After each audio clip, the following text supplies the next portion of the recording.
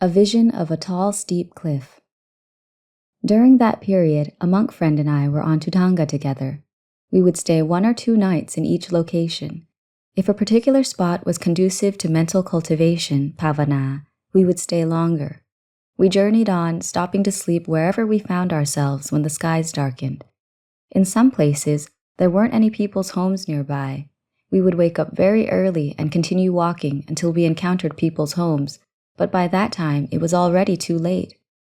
As we carried our alms bowls through the villages, we received a clump or 2 of sticky rice. It was barely enough to keep us alive. Nevertheless, I was content with the life of a forest tradition, Kammatthana, monk. I imagined that the monks who went on Thudanga during the Buddha's era were this way too.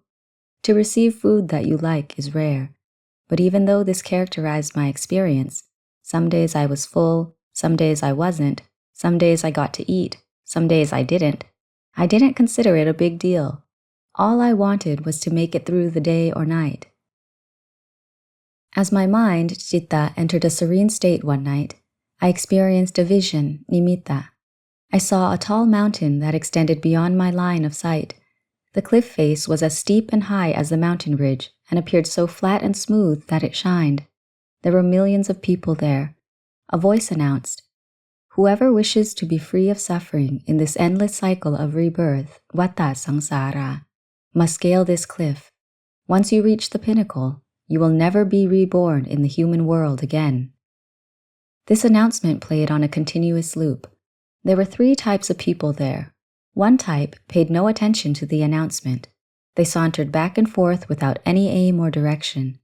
The second type stood or sat listening to the announcement, but all they did was listen. They spoke to one another, listened to the announcement, but were not the least bit interested in climbing up the cliff. The third type were pleased and content to scale the cliff. They clustered together and attempted to leap and climb their way up the cliff, but it was too slippery to get a firm grip, and they slid back down. After resting and recharging their energy, they bounded back up and tried again.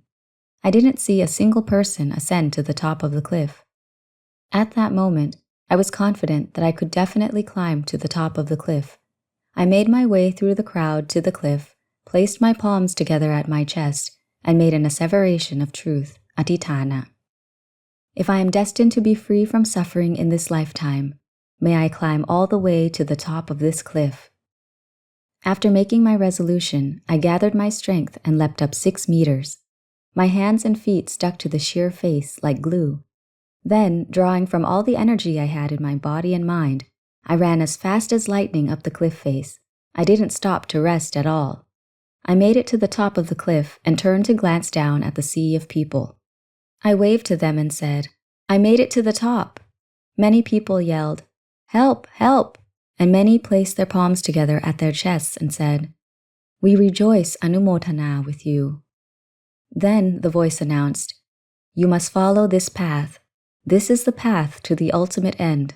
Once you get there, you won't have to come back down to be reborn again." I followed the path. It was like walking up a progressively steeper incline. There was a field where I could have taken a break, but I didn't stop. I kept moving. It was like hiking a tall mountain. I wasn't tired or sore at all. I made it to the 3rd level, which was extremely high and steep. I hiked up there effortlessly without meeting any obstacles. Upon reaching the 3rd level, I encountered a beautiful single-story palace situated right by the path's edge. When I strode up to it, a female devotee walked out to welcome me. She was stunning and at the pinnacle of youthful beauty. She conducted herself in a friendly and courteous manner. She was humble, reverential, and gracious as she bowed and sat before me. With her palms together at her chest, she said, "Venerable Sir, you have traveled a great distance and are weary. Please come inside to rest and refresh yourself with some water. I invite you to stay at this palace for a long time." I told her, "My sole desire is to reach the 4th level, the highest possible point. I am neither tired nor thirsty. I am going to make my way to the 4th level now." But the woman implored in a persuasive tone, "Venerable Sir, from here to the 4th level isn't far. Just a tad further and you're there. Rest here first. You'll make it whenever you decide to go." I spoke with finality. Thank you for your kind intentions, but I will not be resting here." The woman said, "If you do not wish to rest, please proceed to the 4th level, Venerable Sir." I continued to follow the path up the tall mountain. The 4th level was especially high and steep, but the path was smooth and flat. I made it up there easily. Walking along this path, I did not feel drained or sore in any way. Upon reaching the 4th level, my surroundings completely transformed. Wherever I looked, there was nothing. It was entirely infinite and boundless. There were no trees. At the 4th level, there was nothing that I could describe for you to picture what it was like.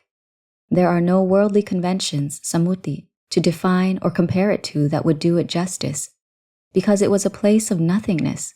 Nothing can describe it. At this point, the citta withdrew from the meditative state. At that moment, it felt like I had really been there. I used wisdom to contemplate, analyze, and interpret the meaning of the vision. I came to understand that it all represented my own practice. It was a good nimitta. It made me fully confident about my practice. Nimittas are not all the same in nature. Some concern the past, some concern the present, some concern the future. Some concern worldly issues, some concern Dhamma issues. Some have to do with yourself, and some have to do with others. Nimittas come in various forms. Once someone experiences one, they must find a way to interpret it. If you ask others to translate your nimitta, their interpretation may be at odds with your own understanding. Nimitta denotes meaning. When we describe the nimitta or its significance, this interpretation of the nimitta is called patipaka, and patipaka refers to wisdom. You use this wisdom to isolate, explain, and expand on the meaning of the nimitta. In order to think in a fair and righteous manner, you must interpret the nimitta in terms of the 3 common characteristics, tailakkhana.